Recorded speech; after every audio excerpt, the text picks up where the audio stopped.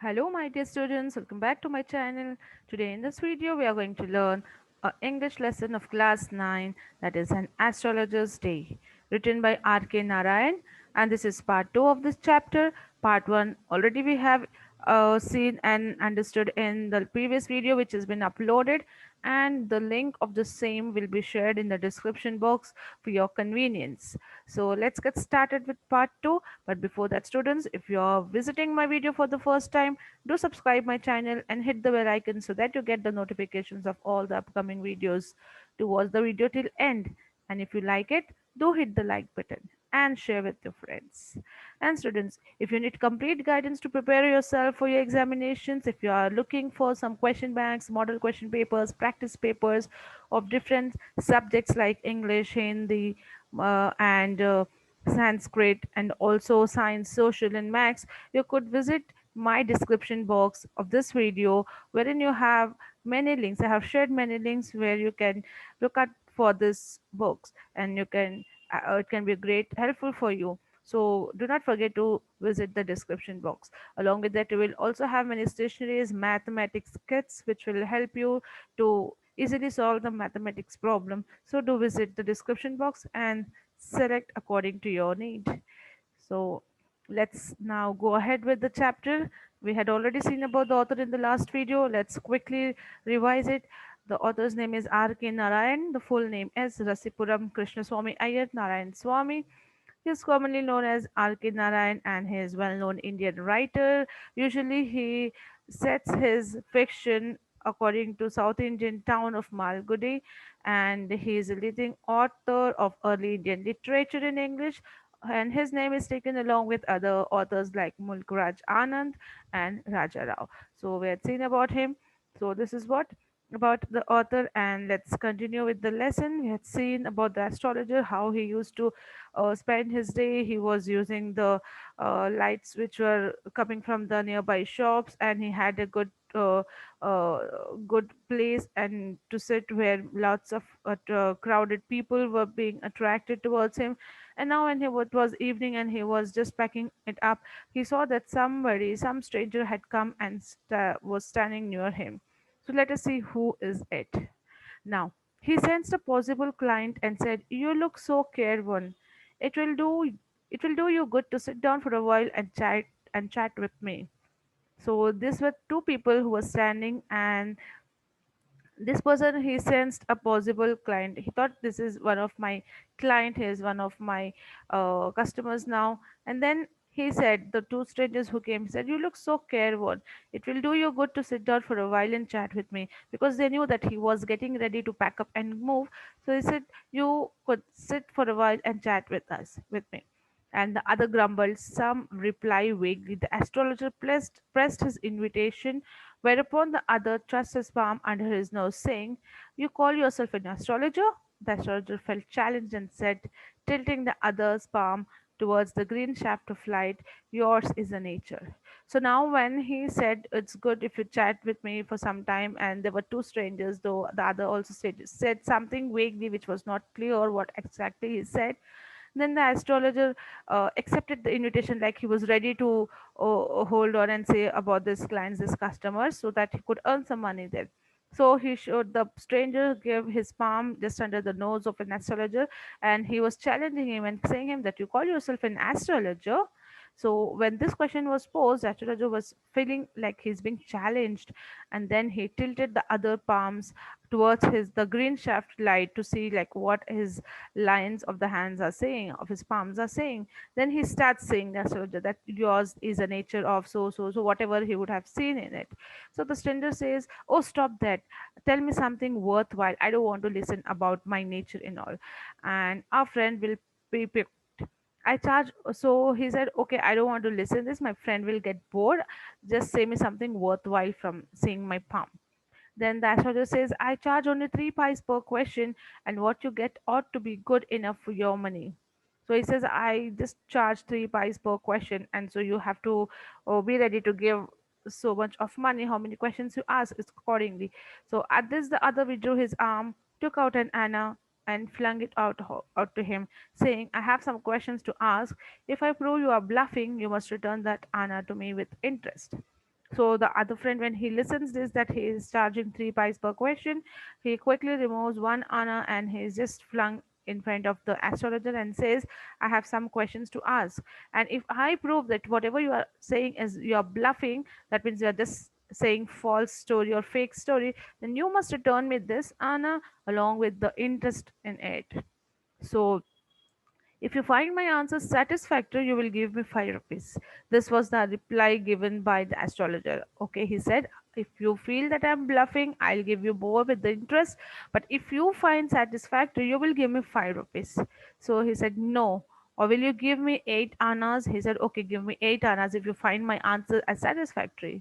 Then he said, all right, provided you give me twice as much if you are wrong. So again, the stranger says, okay, if you are wrong, then you have to give me twice the 8 annas, means 8 into 8, like that. So this pact was accepted after a little further argument. So there was a bit argument going on, and then it was accepted by both the parties, that is, the strangers and the astrologer. Then the astrologer sent up a prayer to heaven as the other lit a chirot. The astrologer caught a glimpse of his face by a match light. Now, when astrologer started his praying, as he had some tricks and some rules of how he attracted the customers, and then how what was the procedure of starting of his work. So he started that saying up with the prayers to the heaven, and the other stranger who was sitting along with the stranger who was accompanied there, he started lighting his chirot. It is a like of light kind of cigar. So he lit that and he was just um, doing that chirot. And then astrologer caught a glimpse when he lit the chirot with that uh, light. He could see the glimpse of face of that person, of that stranger, because of that match light when he just tried to burn it. And there was a pause as cars hooted on the road, Jitka drivers swore at their horses, and the babble of the crowd agitated the semi darkness of the park. Like there was totally pause in astrologer's mind after seeing the face or having the glimpse of that stranger's face. The other sat down, sucking his cheroot, puffing out, sat there ruthlessly. And the other one was nicely enjoying his cheroot. Now the astrologer felt very uncomfortable now. Here, take your Anna back. I'm not used to such challenges. It is late for me today. Like this, he started saying, he just started uh, getting back, and he said, I don't want to say anything about you. I'm not ready to take some challenges which you are putting in front of me, and it's very late for me today. I have to move from here. So he made preparations to bundle up, and the other held his wrist and said, you can't get out of it now. So the strangers were there. They said, now just wait. You cannot bundle up your things and you cannot pack up and go. So he hold the astrologer's wrist with his hand and he said, you cannot get out of it now. You have to answer my questions. So you dragged me in while I was passing. So the stranger said, you dragged us when we were passing from here, and now you have to say and reply to us. Now the astrologer started shivering in his grip, and his voice shook, and he became faint. And he's saying, leave me today, I will speak to you tomorrow. He was begging for them to leave it for the day. The other thrust his palm in his face and said, challenge is challenge. So this stranger, they were not easily listening or letting him go. They said, no, challenge is a challenge, and you have to say me something now. Go on. The astrologer proceeded with his throat drying up. There is the woman. So astrologer, somehow he managed, he controlled his nervousness, his throat was drying up, and then he started, there is a woman in your life, and blah blah blah. Again, some story he wanted to say. But stop, said the other. I don't want all that nonsense. He did not wanted to listen that. He wanted to, shall I succeed in my present search or not? Like he wanted to know whatever for the cause which I have come here, will I be succeeding in that or not? I have come here to search something. Will I be successful in that, in finding that particular thing or not? Answer this and you can go, the stranger said to the astrologer. Otherwise, I will not let you go till you disgorge all your coins. So now they were just trying to bully him and frighten him by saying that if you don't answer to this question, whether I'll be successful or not in the search which I'm doing now, and otherwise you will not be able to go until you give all the coins which you are having. So they tried to frighten the astrologer. Now the astrologer muttered a few incantations and replied, all right, I will speak. So something, some mantras and all, he started chanting and then said, okay, I will speak. Then, but will you give me a rupee if what I say is convincing? otherwise I'll not open my mouth, and you may have to do what you like. So now astrologer, he got a bit of motivation, and he somehow managed to control his fear, and he says, okay, I'll speak up to you, but you will have to give me a rupee instead of that, if whatever I say is convincing to you. And if you're ready, then I'll open my mouth. If not, you may do whatever you want. So after a good deal of haggling, the other agreed. So the stranger agreed now. When he saw the confidence of the astrologer, now he agreed. Okay. The astrologer said, you were left for dead. Am I right? So now astrologer says that once in past few years before, you were left to dead. Am I right? Like someone tried to kill you. And this happened with you, right? The astrologer asked the question, and the stranger was very much surprised. He said, ah, tell me more. Then he says, a knife has passed through you once, like someone tried to kill you from a knife, said the astrologer. Now the strangers, they were very happy that he's saying exactly what happened in their life. He said, yes, good fellow. He bared his chest to show the scar. Now that stranger, he opened his chest and he showed, see, the scar is also there. I was hit by a knife once. What else? He started asking the astrologer. And then you were pushed into a well nearby in the field. Then astrologer says, after hitting with the knife, then they pushed you into a well nearby in the field. You were left for dead again. Then nobody was there, and you were just pushed in the well so that you may die. So I should have been dead if some passerby had not chanced to peep into the well, exclaimed the other, overwhelmed by enthusiasm. So other stranger, he started again. When he heard this, he was very shocked, and he said, yes, yes, it exactly happened like that. I was pushed into a well, and if some passerby, the one who was passing by from the well, if they would have not by chance peeped into a well, I would have not been alive today. Then he asked the stranger, when shall I get at him? When shall I get that person? When shall I meet him? He asked, clenching his fist. He was all ready to take the revenge. That was the person whom he had come to search for here, and he was asking for that itself. With the same, whether I'll be able to find him or not. Will I be successful in my search or not? So, this was the question he wanted to ask from the astrologer here. And so, astrologer replies, in the next world. But that means you will find that person in the next world, not here now. He died 4 months ago in a far off town. You will never see any more of him. Now the other groaned on hearing it. The astrologer proceeded, Guru Nayak. Okay, so the astrologer said, you will not be able to find him in this world. Only in the next world you will be finding, because he has died 4 months ago in a far off town, and you will never see him anymore here. So the other got angry on hearing this news, and he said, the astrologer also called out the stranger's name as Guru Nayak. So stranger is shocked now. He says, you know my name? The other said, and taken aback. A step back he goes, and he says, you know my name.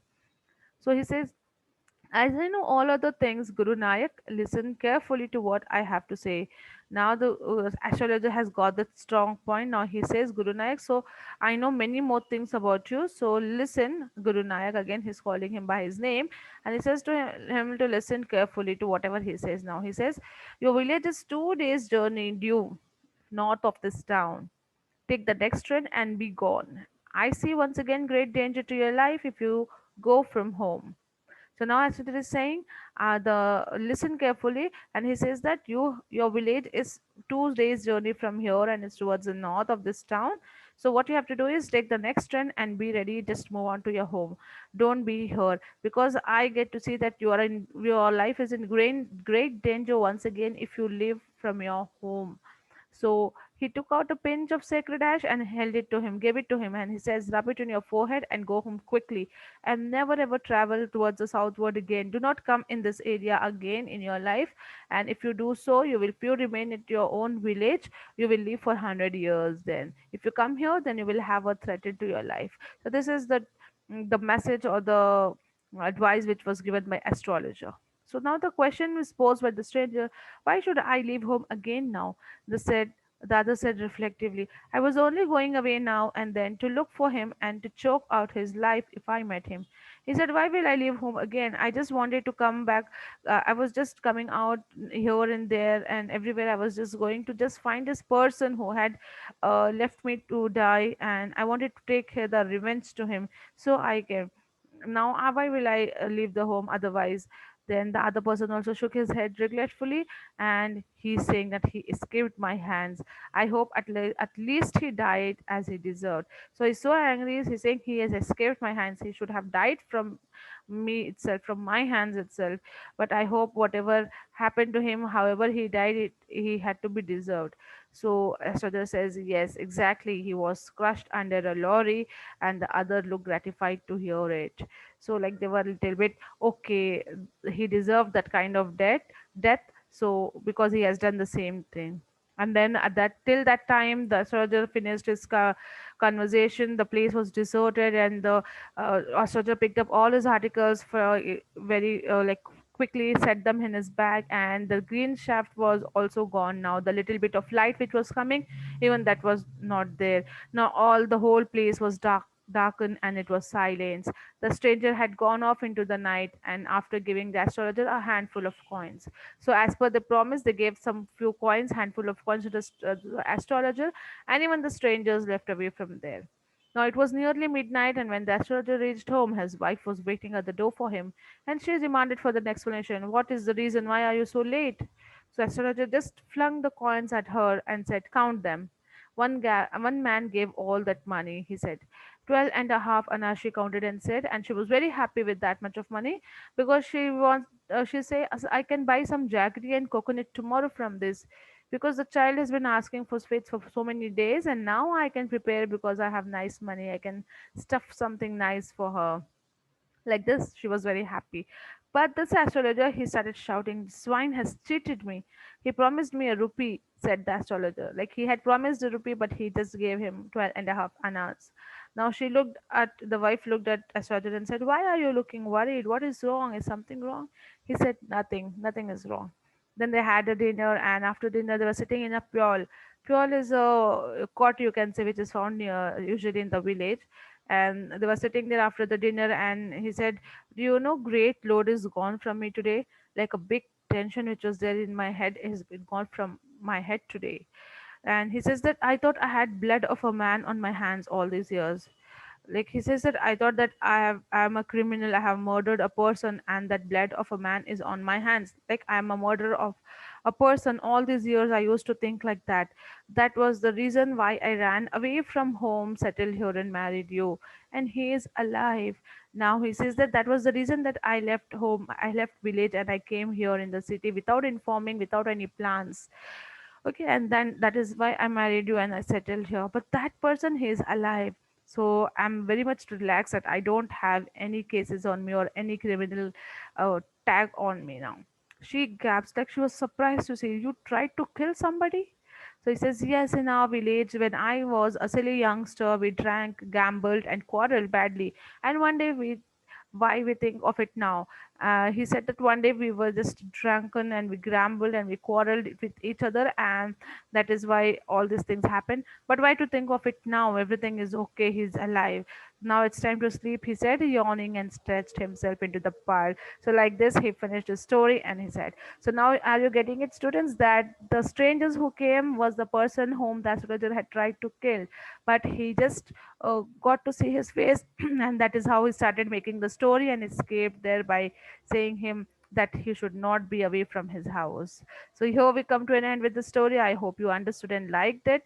If you liked it, do hit the like button and share with your friends, and do not forget to visit the description box. Okay, so stay tuned. We'll be back soon with more such videos. Till then, stay safe and take care. Thank you.